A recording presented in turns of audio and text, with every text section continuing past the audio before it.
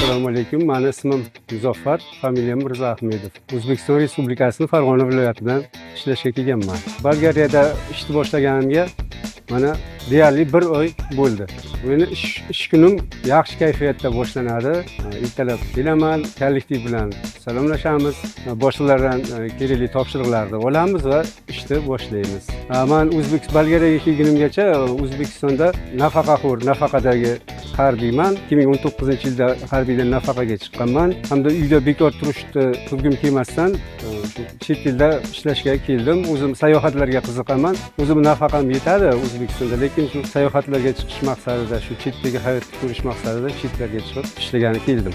Menga endi bu ishxonamda eng yoqqani boshliq bo'ladimi yoki oddiy xodimmi, har biriga bir xilda muomala qilishlari, kulib turishlari, kulib gapirishlari, hamda bilmagan narsani oxirigacha o'rgatishlari, shu taraflama menga yoqdi.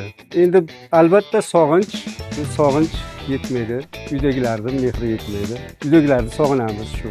Men bu yerga kelganimda boshida o'ylagan edim, borsam qanday kutishib oladi, qanaqa qiyinchiliklar bo'ladi. Lekin yo'q, yaxshi, hammasi yaxshi kutishib oldi. Bu yerga do'stlarimni chaqirmoqchimanmi? Ha, chaqirsam bo'ladi.